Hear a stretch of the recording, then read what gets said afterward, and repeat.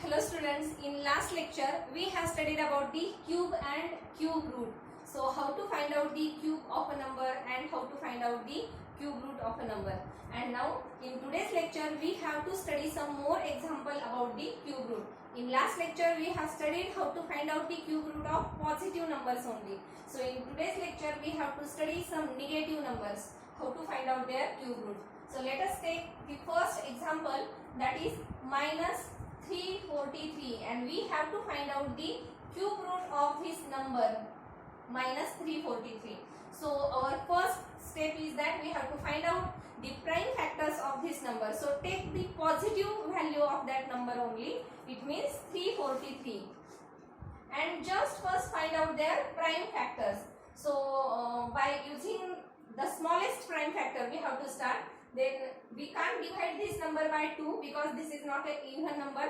Then also we can't divide it by 3, okay, because there divisibility test that you know all. Then you also can't divide it by 5.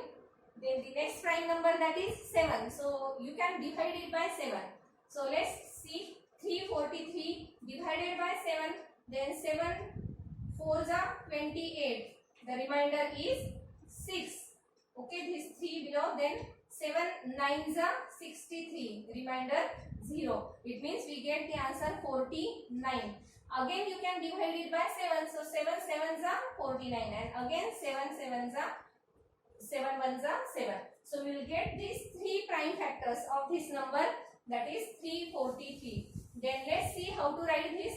So 343, that is equal to 7 multiplied by 7 into 7. Okay, and then but now we have to find out the cube root of that negative value. So you can write like this, 343 minus 343, that is minus 7 into minus 7 into this minus 7 again. Okay, because when that negative sign comes for 3 times, then the answer should be negative. Therefore you can easily write like this. So you can write minus 343, that is minus 7 raised to 3. So if this 3 comes on this side, then it becomes cube root. So you can write like this, minus 343, and its cube root is minus 7. You will get the answer.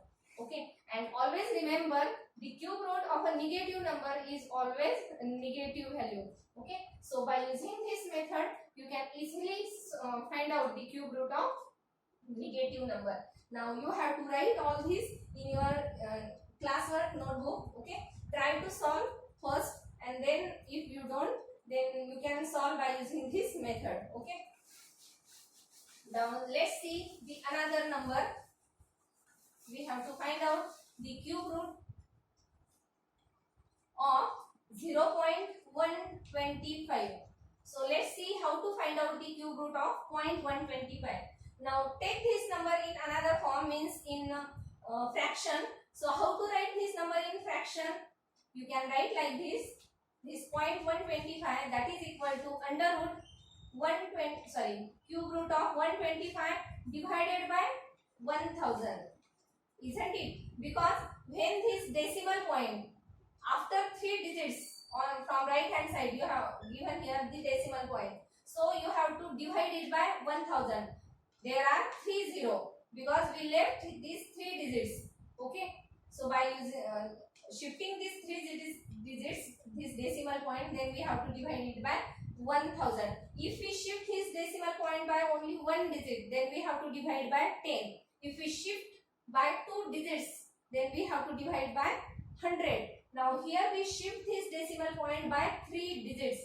So you have to divide that number by 1000. Okay. Now let us see. First you can write these two numbers, their cube roots separately, because there is a law of indices. What is that law? A upon B raised to n, that is equal to A raised to m divided by B raised to m. This is the law, means you can separately take this cube root of these two numbers. So let us take the cube root of 125 on numerator and the cube root of 1000 on denominator. Okay, by using this rule. Now after that we have to find out the cube root of 125. We all know the cube root of 125, that is very easy that is 5, because 125 that is the cube of 5, no? Okay, because this 125 is the cube of 5, so its cube root should be 5. And now what about that 1000? So 1000 that is the cube of 10, isn't it? It is the cube of 10, and then its cube root should be then 10. Okay, so this 3 and this 1 upon 3 that will get cancelled, and then we get the value that is 5 and divided by this 10, because you can write this number like this, 5 raised to 3, and its cube root means again 1 upon 3, and if we multiply these two numbers, then 3 upon 3 that is 1, so you will get the answer 5 raised to 1. Okay, because this is another rule, a raised to m raised to n, that is a raised to mn. We can multiply these two numbers, we have to multiply these two numbers. So if we multiply 3 into 1 upon 3, then 3 upon 3 that is 1, so we will get the answer 5 raised to 1. Here also 10 raised to 1.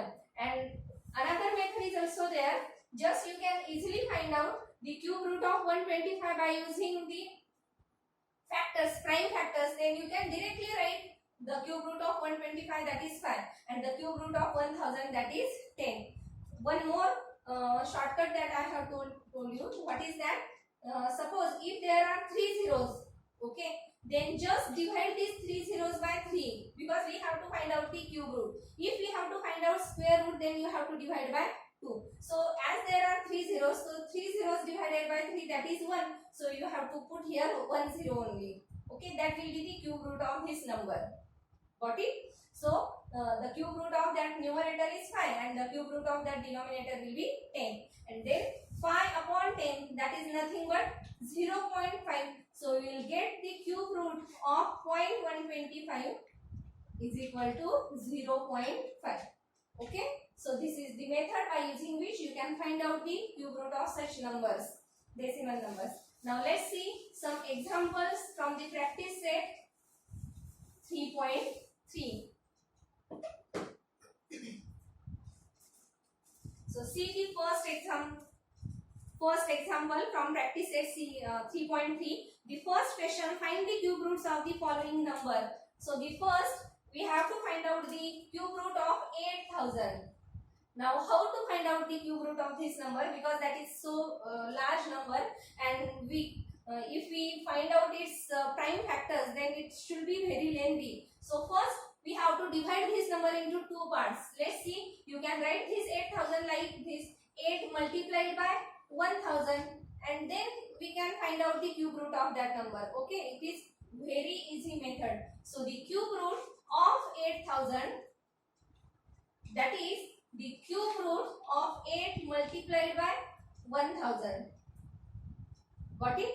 And then after that you can separately write the cube root for these two numbers, because we have a law of indices. What is that law? A raised to a multiplied by b raised to n, that is equal to a raised to n multiplied by b raised to n, and his cube root is nothing but raised to 1/3. No, okay, so you can separate it. Okay, then after that by using this law you can write like this, the cube root of 8 multiplied by cube root of this 1000, cube root of 1000, and then you can easily solve it now. Now what is the cube root of 8 that we know all? What is it? That is 2 multiplied by cube root of 1000.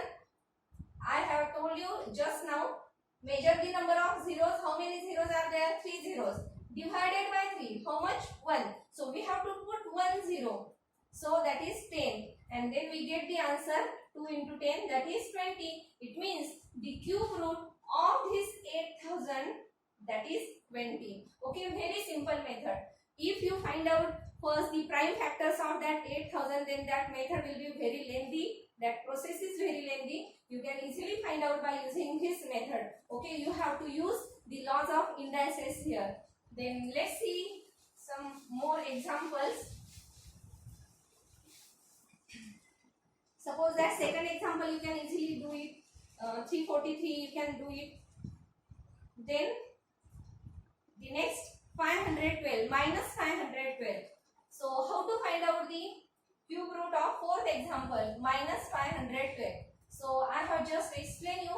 First find out the prime factors of that positive value. So 512, you can divide it by 2 first. So 2 2s are 4, 2 5s are 10, 2 6s are 12. Again you can divide it by 2, 2 1s are 2, 2 2s are 4, 2 8s are 16. Again divide by 2, 2 6s are 12, 2 4s are 8, 2 2 3s are 6, 2 2s are 4, 2 2 16s are 32, then 2 8s are 16, 2 4s are 8, 2 2s are 1, and then 2 2s are 2 1s are 2. So how many 2s we get here? 1 2 3 4 5 6 7 8 9. It means you can write 512, that is equal to, sorry, this 512, that is equal to 2 into 2 into 2 multiplied by 2 into 2 into this 2, again 2 into 2 into 2. Now we have to make 3 equal groups. Okay, so these 3 equal groups. So this 2 into 2 into 2, that is 8 multiplied by 8 into this 8. First group value of that first group is 8. The value of this second group is also 8. This third group is also 8. So 512 can be written like this, 8 into 8 into 8. But now we have to find out the cube root of that negative number, no? So you can write like this, minus 512, that is equal to minus 8 into minus 8 into minus 8. Okay, and then you can write minus 8 cube is equal to minus 512. Got it? And then after that you just bring these 3 here, so you will get the cube root of that minus 512. So minus 512 and its cube root, that is equal to minus 8. Okay, so by using this method you can easily find out the cube root of minus 512, that is the negative numbers. Okay, then let's see some example from that second question. Simplify. So write down all these questions in your classwork notebook. I again repeat, you have to write down all these questions in your classwork notebook. You can pause the video and then write down all these from the blackboard. Okay, so second question, simplify. The first that we have given the question, cube root of 27 upon 125. Now how to solve this question? Now by using that rule, a upon b raised to m, that is equal to a raised to m divided by b raised to m. You can separately take the cube root of these two numbers. So you can take the cube root of 27 divided by cube root of 125. Okay, and then after that just find out the cube root of these numbers. So we know the cube root of 27, that is 3, and the cube root of 125, that is 5. So you get the answer 3 upon 5. Very simple. Okay, then take the second example, under root 16 upon 54 from question number 2. Under root 16 upon 54, and we have to find out the cube root of that number. Now let's see. Just watch these numbers. This 16. Actually 16 is the square of 4, isn't it? It is not a cube of any number. Then this 54, that is also not a cube of any number. Then we can't find out their cube roots if we take this separately. Then first let us divide it by 2. Okay, or first find out their factors. How we can divide it into 2 factors. So this 16 can be written like this, 8 multiplied by 2. Isn't it? 8 multiplied by 2. And how to write this? 54, if we divide it by 2, then we get 27. That means 27 multiplied by 2. We get this number like this. And then now you can cancel these 2 from the numerator and denominator.